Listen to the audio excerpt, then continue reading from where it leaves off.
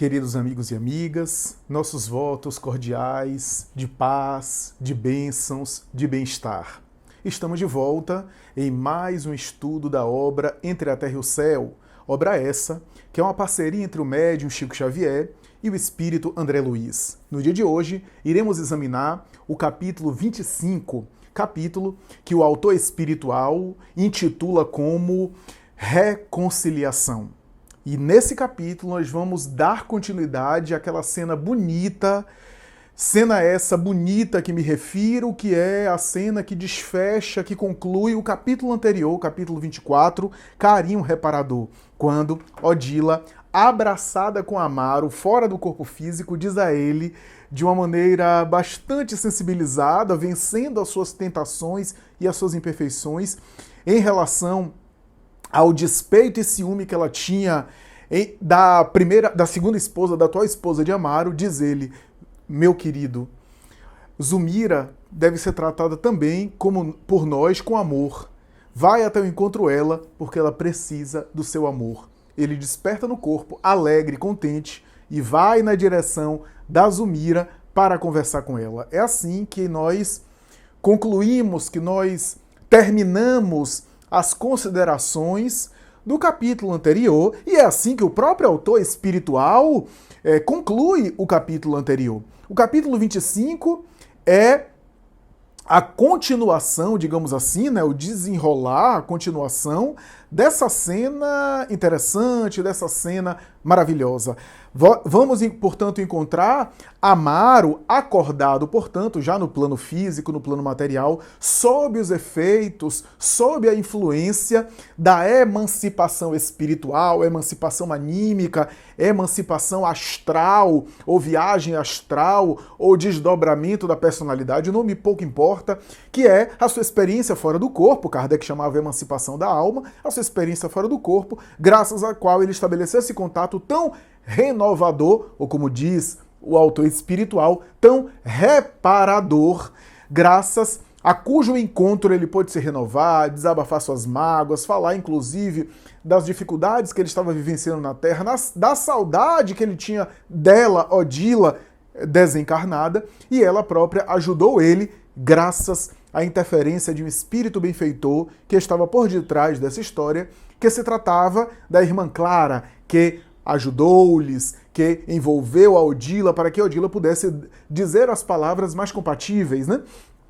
Graças também ao seu estado diferente, ao seu estado renovado, ao seu estado agora de consciência desperta, que ela assim despertou para aí a renovação dos seus propósitos, para a renúncia da obsessão que ela estava engendrando na direção da Zulmira, atual esposa de Amaro, entre outras considerações que nós já comentamos no capítulo 24. No capítulo 25, portanto, nós vamos ver Amaro desperto, acordado, sob os efeitos dessa sensação, aproximando-se, portanto, de Zulmira para estabelecer um diálogo com ela. O diálogo é super interessante porque ele compartilha com ela o contentamento que ele tinha, a harmonia que ele estava vivenciando, sob os efeitos desse encontro especial, esse encontro tão importante, esse encontro tão refazente que ele teve com Odila, a sua primeira mulher. E aí ele conversa com ela, com Zulmira, e a própria Odila, que estava influenciando ele ali, que estava envolvendo ele ali, que estava, de alguma forma, intuindo ele para chegar perto de Zulmira, para repartir aquele contentamento com ela, para envolvê-la. Ela já estava livre da obsessão provocada pela própria Odila. Ela estava recuperada, ou pelo menos recuperando, do destrambelho físico que a obsessão gerou nela. Acamada e sofrida, ela estava recuperando-se organicamente, mas psiquicamente ela ainda estava desanimada, graças aos próprios hábitos mentais dela, que não eram também hábitos elevados. Ela não tinha o hábito da prece, ela não tinha o hábito de reflexões importantes, ela cultivava ideias levianas e fúteis, e graças a esse tipo de hábito mental, é claro que com a obsessão o quadro dela psíquico piorou, e também orgânico, porque a obsessão, assevera Allan Kardec, também gera reflexos físicos, reflexos na saúde corporal, reflexos, portanto, na saúde humana, e graças a ao afastamento e à liberação do agente obsessor, no caso Odila, ela começa a se recuperar organicamente, mas sofre os reflexos psíquicos do desânimo que lhe era natural, da desmotivação, do pessimismo que já lhe era natural e claro, motivada, envolvida, acrescida pelos remorsos que ela tinha, remorsos que era dela, agravado pela obsessão, remorsos por conta de algumas posturas, por conta de algumas negligências, em especial a postura que ela teve com Júlio, graças a cuja negligência ele acabou desencarnando, ele acabou falecendo numa tragédia, numa fatalidade, num acidente em plena praia, que ela foi um pouco omissa, um pouco irresponsável, embora o livro não coloque ela como a autora de um crime, ela foi negligente em cuidar dele enquanto ali, segunda mãe do menino, enquanto madrasta do menino, enquanto a mulher responsável por cuidar dos filhos do seu marido do primeiro casamento, pelo menos era assim que ela se colocou, né? E nós vamos, portanto, encontrar nessas circunstâncias, nessa situação, Amaro contente, Amaro com harmonia, e a Odila influenciando ele para compartilhar esses sentimentos com ela, Zumira, e nesse momento ela titubeia. Quando ela vê Zumira acamada e ele empolgado por expressar essa alegria, esse contentamento em forma de afeto para com a esposa, ela treme. E aí André Luiz coloca assim, mais ou menos assim, o fato dela ter despertado a consciência para aquilo que era correto, ela despertou o seu discernimento. Ela, portanto, agora estava consciente do que precisava fazer, do que necessitava fazer, não significa que ela ainda não tinha lutas internas contra os sentimentos de apego, de ciúme. Ou seja, não havia alcançado ainda a sublimação, e isso é lógico, é claro, a gente até conversou isso na semana passada, né, na live com os integrantes do grupo de estudo, desse grupo de estudo de Entre a Terra e o Céu, nós fizemos as considerações ali necessárias a respeito dessa situação de Odila. Ela havia despertado a consciência, ela havia amadurecido o raciocínio, ela havia, portanto, se transformado, se modificado um pouco, graças às reflexões, mas isso não significa dizer que ela já havia superado sentimentalmente, superado emocionalmente, porque a nossa evolução moral tem a ver com a evolução de sentimentos, e não se evolui pelos sentimentos de um dia para a noite. Ela havia despertado, e esse despertar gerou uma transformação nela, produziu um movimento de mudança nela, de mudança de percepção, de ações mais brandas, de atitudes diferentes, mas isso não significa dizer que ela havia superado os sentimentos inferiores que ainda carregava. As tentações, apenas estava decidida agora em não lhe dar mais alimentação, e não mais concretizar, viabilizar, não mais manifestar aqueles sentimentos inferiores. Então eu posso ter sentimentos de raiva, ódio, sentimentos ainda inferiores e não manifestá-los. E eu posso ter esses sentimentos e manifestá-los. Então essa é a diferença. Até o momento em que, agindo no bem, atuando no bem, produzindo no bem, embora tendo sentimentos ainda inferiores, esses sentimentos se modificam e aí eu já não apenas ajo no bem, mas eu também sinto no bem e vibro no bem, porque as ações do bem que eu fiz me modificaram por dentro. A esperança de agir no bem é que aquele bem que eu faço por fora me transforme por dentro. Essa é a proposta da doutrina espírita. Em vez de esperar ter um sentimento superior de anjo e de santo, fazer o bem para ser transformado pelo bem que faz. Por isso que a proposta espírita é do serviço ao próximo. Como é que eu amo o próximo no amor cristão recomendado por Jesus? Como eu não tenho ainda o sentimento do Cristo, eu preciso servir ao próximo. O serviço ao próximo, a atitude do bem ao próximo, por isso fora da caridade de nossa salvação, vai gerando, portanto, ali ações positivas que vão me modificando, que vão me contaminando, ainda que eu não tenha sentimentos elevados ainda, compatíveis com aquela ação. O espírito nobre evoluído, ele tem a ação e tem o sentimento. Ele já alcançou o sentimento que vibra e a ação que é mero automatismo moral, mero reflexo do seu próprio comportamento. Então, eu me lembro de um diálogo de Bezerra de Menezes com um espírito cruel, um espírito obsessor, um espírito negativo, perturbador na Federação Espírita Brasileira. Esse caso está descrito na obra A Vida Escreve, obra de Hilário Silva, psicografada por Chico Xavier e pelo companheiro que partilhava da psicografia com Chico na época, o Dr. Valdo Vieira. E Hilário Silva escreve que Bezerra de Menezes, na FEB, Federação Espírita Brasileira, na época a sede principal da FEB era no Rio de Janeiro, na Avenida Passos, e ele dialogava com aquele espírito através do médium Frederico Júnior, o maior médium considerado da época, médium inclusive que recebeu no Brasil mensagens mediúnicas do próprio codificador, do próprio Allan Kardec. E o espírito, através daquela mediunidade sonambúlica, inconsciente, dizia a respeito da hipocrisia dos homens e disse: Dr. Bezerra, você fala assim comigo, mas vocês todos aí têm ciúmes, têm raiva, têm paixões, têm sentimentos controvertidos, oscilam, de vez em quando tem momentos de irritabilidade, de vez em quando tem momentos de exaltação, carregam orgulho, egoísmo, carregam ambições. Então qual é a diferença de vocês para mim? Por que vocês vêm me aconselhar a me libertar desses sentimentos se vocês ainda não se libertaram? Olha, era um espírito obsessor, voltado para o mal, mas era um espírito também inteligente e que utilizava a sua inteligência a serviço dos argumentos maldosos. Bezerra de Menezes, então, inspirado pelo mundo espiritual, disse: você tem razão, meu filho. Você tem razão. Você tem completa razão. Nós temos sentimentos inferiores como você. E nesse sentido, nós somos muito semelhantes. Mas sabe qual é a diferença? É que nós temos sentimentos inferiores, mas estamos querendo sair deles. Estamos lutando e batalhando para não tê-los mais, para libertarmos-nos dele. Temos vícios iguais a você. Temos orgulho, egoísmo, temos vaidades ainda iguais às suas. Mas a diferença é que a gente está trabalhando para sair delas. E você está alimentando ficar nelas. E essa pequena diferença faz toda a diferença. Aliás, o capítulo, eu acho que é A Diferença. Se não me falha a memória, o capítulo do livro é A Diferença, ou A Pequena Diferença, algo assim. Então, nós temos, portanto, nessa situação, Odila ali titubeando, Odila ali claudicando. Eu me lembro de Paulo de Tarso, né, quando se converteu ao cristianismo, e aí entrou numa sinagoga, impulsivo do jeito que ele era, né, e começou a falar que agora era cristão. Os judeus ali, irmãos de raça, fariseus, se revoltaram, geraram ali uma revolta, né, cercaram ele, começaram a xingá-lo, a ameaçar apedrejá-lo. Ele foi colocado para fora.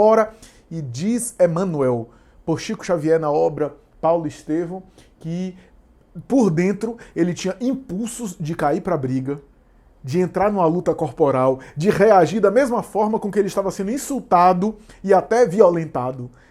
E aí Emmanuel diz assim: era o homem velho que vibrava dentro dele. Ele estava recentemente transformado. É claro que os hábitos antigos, as paixões antigas ainda predominavam na sua natureza, mas embora o impulso, ele os controlava. Ele administrava, ele tinha consciência e ele controlava. E esses impulsos só serão superados durante anos de exercício no bem. Então essa é a proposta ali da transformação moral, preconizada pela doutrina espírita. Nós temos, portanto, Odila nessa situação, titubeando, né? Embora desperta para superar e para agir diferente, não dá vazão ao ciúme, ao apego. Ela tinha ciúme e apego, mas não dava vazão, ou seja, agia de maneira diferente. Essa é a diferença. E aí nós vemos também a irmã Clara se aproximar dela. Veja que quando a gente está decidido em trabalhar no bem, mesmo com sentimentos inferiores, a gente tem benfeitores espirituais. Essa é a grande lição, essa é uma grande lição para nós encarnados também, que André Luiz está passando para a gente. Então, por conta dela estar ligada no bem, decidida no bem, a irmã Clara se aproximou dela e envolveu e disse: minha filha, continue intuindo ele, assistindo ele. Olha só, então, Amaro estava sendo, aspas, médium de Odila para atuar no restabelecimento de Zulmira. Amaro estava sendo médium da sua primeira esposa para ajudar e curar e restabelecer a sua segunda esposa. E Odila, a primeira esposa desencarnada, estava sendo médium de Irmã Clara. Irmã Clara disse, vai minha filha, supera esse egoísmo, supera o ciúme. Quando você age no bem, você vai se sentir bem melhor depois. Agora são as lutas internas que te fazem mal, mas quando você conseguir praticar o bem, realizar o bem, você vai se sentir muito bem. Você está agora, despertou para a verdade, e na verdade não há espaço mais para apenas o egoísmo excessivo, etc. E deu-lhe uma consideração, né? Deu-lhe uma orientação muito interessante, né? E aí a gente vai ver ali o diálogo de Amaro e Zulmira. Amaro e Zulmira então começam a dialogar, um diálogo muito interessante, muito bonito. Amaro começa a falar que, embora a perda do filho, e a perda do filho era muito trágico, mas aquilo não deveria afastar os dois enquanto casal, que eles não se casaram para ficar apenas chorando, e que sente falta dela, e que gostaria que a vida doméstica fosse diferente, que eles pudessem recuperar a alegria doméstica, que pudessem agora interagir. Zulmira estava encantada com aquilo, estava com os olhos arregalados, parecia que o milagre estava acontecendo ali na casa, ela que estava batida com a cara... André Luiz disse que ela está com a face, com a cara ossuda, ou seja, devia estar esquálida, devia estar subnutrida, pelo menos é essa a impressão que passa da descrição de André Luiz. E aí, enquanto Amaro falava, diz André Luiz, com sentimentos de sinceridade, olha só o que André Luiz traz, que riqueza doutrinária pra gente, que elementos preciosos, que elementos importantes e valiosos pra gente. Enquanto Amaro falava com sinceridade de sentimentos, e André Luiz fala assim, a sinceridade dos sentimentos irradia vibração e eflúvios positivos, eflúvios diferentes, curativos. E ele falava com sinceridade, com a sinceridade de coração, com pureza da alma, falava de uma maneira delicada, cuidadosa e abrindo o coração para ela. Diz André Luiz que enquanto eles conversavam, do tórax de Amaro irradiava vibrações benfazejas, vibrações positivas, vibrações de saúde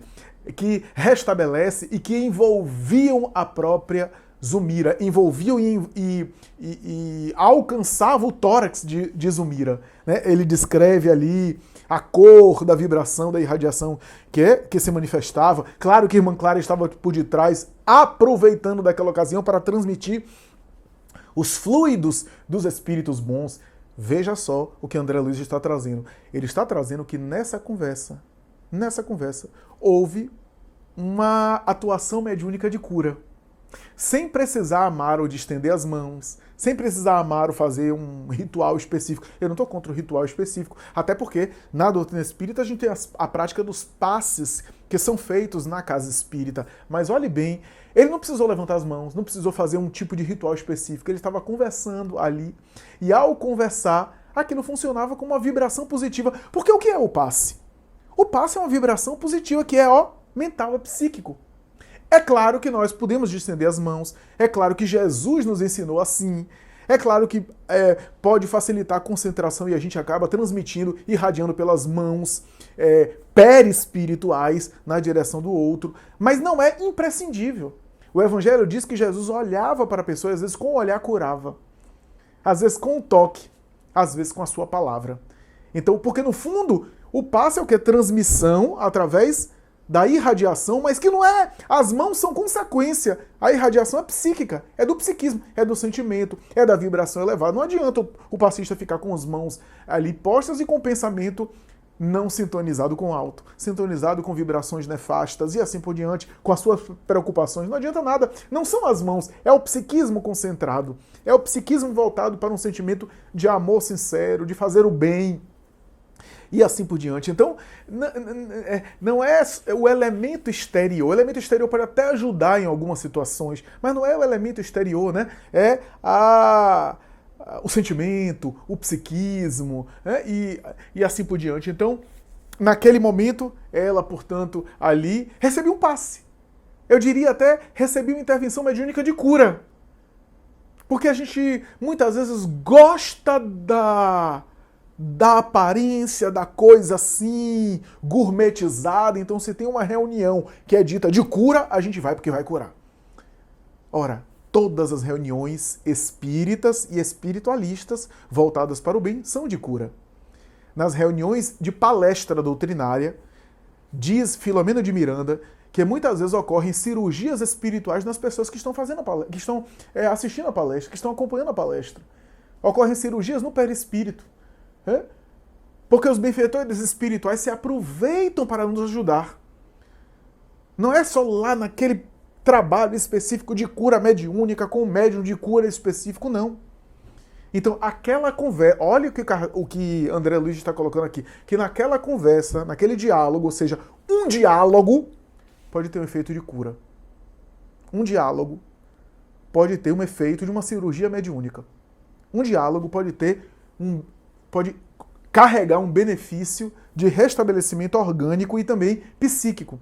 Ele falava com sinceridade, com sentimento, e aquilo era transmitido, irradiava de tal forma que envolvia ela, e ela ia se recuperando. E ela própria percebeu que o ânimo dela era como se tivesse recebido uma injeção de ânimo. Quantas vezes a gente conversa com alguém e se sai bem melhor? Sai da conversa bem melhor. Desabafa, dialoga, é escutado ou escutada, é acolhida, tem a oportunidade de conversar e também de ouvir uma orientação e sai se sentindo bem melhor, mais animado, mais disposto e assim por diante. Então, é isso que foi acontecendo.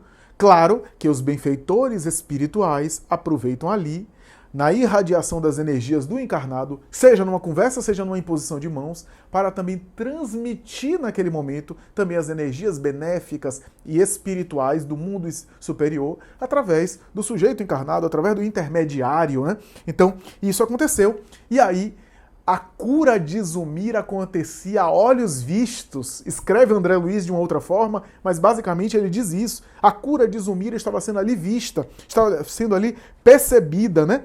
E aí nós vamos também observar uma coisa bastante curiosa, bastante interessante, que é, naquele momento também, enquanto isso se dava e os dois ali se enlaçavam, se reconciliavam. Olha a reconciliação. A reconciliação era uma reconciliação familiar. Nesse momento, Evelina, lembra de Evelina? A filha de Amaro, a filha mais velha de Amaro, do primeiro casamento.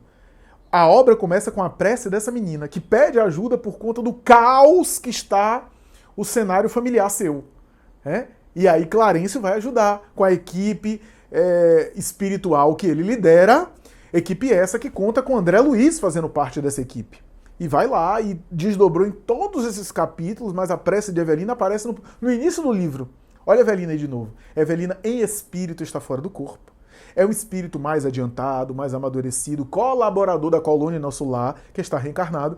E ali tinha méritos, inclusive, está fora do corpo. E Odila, mas tinha saudade da mãe, órfã de mãe, tinha saudade da mãe, achava que a mãe estava bem no plano espiritual, protegendo. Não tinha noção que a mãe se tornou um obsessor, agora renovado, é claro, agora estava renovada. E ela fora do corpo, ali pela casa, Odila vai na direção dela e as duas se encontram. E o encontro é muito bonito, as duas se agarram, se abraçam e choram. A mãe desencarnada e a filha fora do corpo, fora da matéria, em desprendimento parcial pelo sono. Abraçam, choram, as duas começam a trocar confidências, a filha fica muito emocionada e disse: finalmente encontrei a senhora. Quanto tempo eu oro à senhora, pedindo à senhora, oro pela senhora. E aí a mãe tem um diálogo muito bonito que a mãe diz: minha filha, eu acompanho as suas preces, tenho anotado as suas preces e venho agora ao encontro do seu coração pedir também ajuda. Quero dizer que se as coisas continuarem como estão, ela fala de outra forma, se as coisas continuarem como estão, o nosso lar não vai aguentar e vai desaparecer. Olha só. E eu preciso da sua ajuda. O teu pai precisa de ajuda, aconteceu uma tragédia em nossa casa, eu sei, mas teu pai precisa de ajuda. E a Zumira também. Olha para ela, minha filha, como uma segunda mãe. Olha para ela como alguém que precisa também da tua ajuda, do teu auxílio. Te aproximas dela. Ajuda nas pequenas coisas, nos pequenos detalhes, para que a alegria doméstica volte a reinar no nosso recinto. Eu aqui te protejo e me alegro de você fazer isso. Olha só a orientação de uma mãe falando para uma filha isso. E falou: ajuda Odila. E a Evelina disse assim: eu oro muito, mamãe. Ele disse: eu sei que tu oras. Odila falou: eu sei que tu oras, sei que você ora. Mas você precisa agir também. Ela não falou dessa forma, falou de outra forma. Precisa agir. Porque a prece com boas intenções, sem atitudes, fica defeituosa, fica imperfeita. Olha o que ela diz: não ouvides, minha filha, que a prece, querida, Não ouvides a prece, querida, mas a súplica que não age pode ser uma flor sem perfume. A súplica que não age pode ser uma flor sem perfume. Olha só que colocação interessante. Ou seja, continua orando como ferramenta para te manteres conectada ao alto. Mas para essa conexão permanecer e não ser rompida, abastece ela com combustível das ações, das atitudes, que aí sim vai gerar defesas magnéticas no seu lar, na sua casa. Gera atitudes bondosas, também haja no bem. Colabora, Evelina, para a reorganização do nosso lar. E aí a mãe continua dizendo: uma rosa sobre a mesa, uma vassoura diligente, uma peça de roupa cuidadosamente guardada, uma escova no lugar que lhe compete, são serviços de Jesus no santuário da família, com os quais devemos valorizar o pensamento religioso. Olha só que coisa mais linda, que coisa maravilhosa. E não apenas bonita, mas profunda e essencial. Uma rosa sobre a mesa. De vez em quando, bota uma rosa sobre a mesa. Faz um agradozinho. Uma vassoura diligente, faz um serviço de limpeza em casa. Uma peça de roupa cuidadosamente guardada. Uma escova no lugar que lhe compete. São serviços de Jesus no santuário da família, com os quais devemos valorizar o pensamento religioso. No fundo, que a entidade espiritual está aqui falando, e André Luiz aqui está passando para nós, é o seguinte: você acha que você vai se iluminar fazendo mediúnico, aplicando passe no centro espírita somente? Então, na pandemia, quando o centro espírita fica fechado, você não tem oportunidade de evoluir? Não! Em qualquer lugar que a vida te colocou, você pode evoluir espiritualmente. E às vezes até mais. Porque às vezes no centro todo mundo nos trata bem, nos dá beijinho, nos abraça, nos conforta, coloca ali, nos acha o máximo, nos considera espiritualizados. Mas o serviço diário da gentileza, das pequenas bondades do dia a dia, no convívio doméstico, às vezes tem mérito maior. E às vezes nos faz evoluir mais.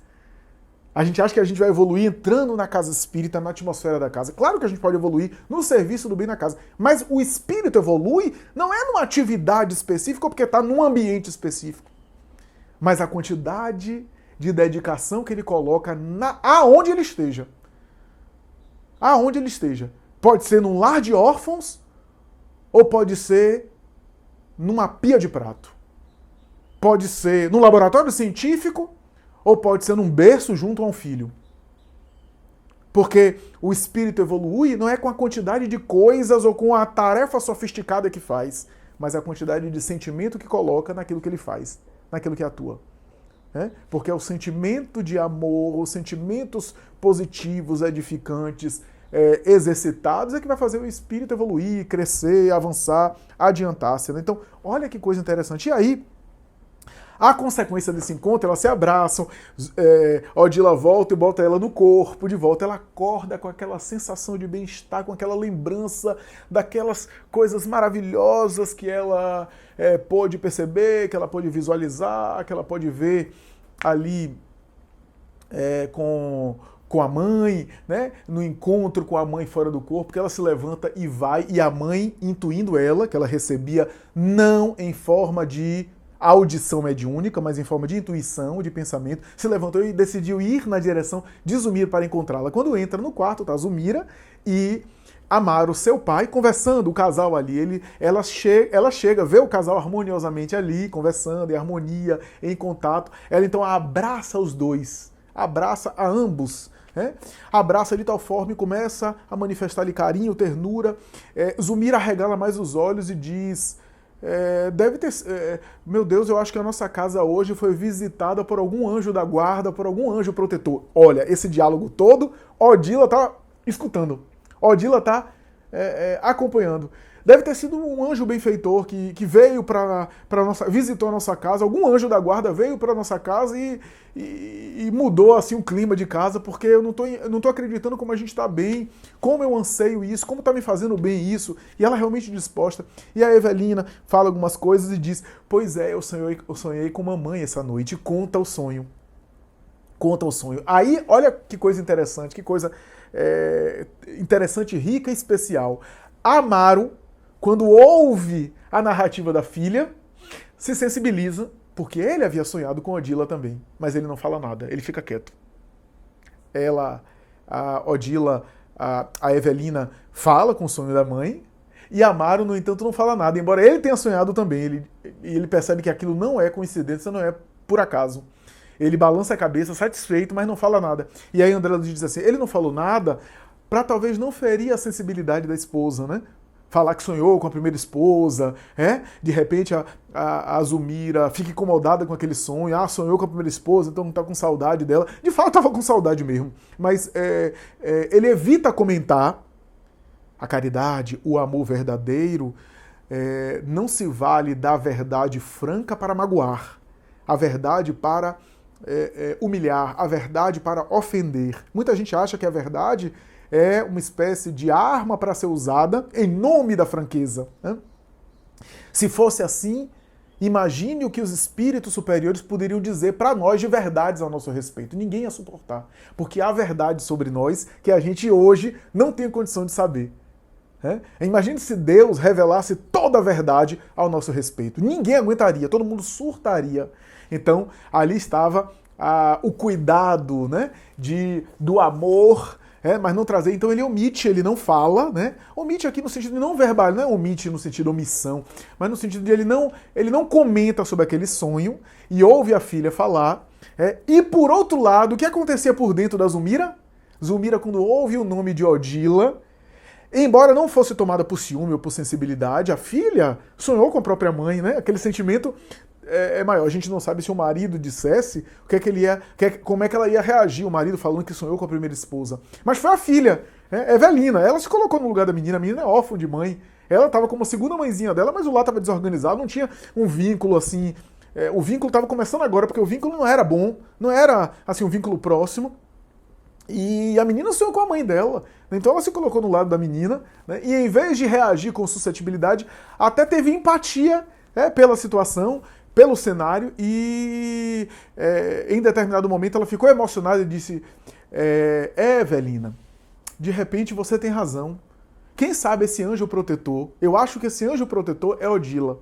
Odila é o nosso anjo protetor. Talvez não seja por acaso esse sonho seu e essa modificação toda aqui em nossa casa.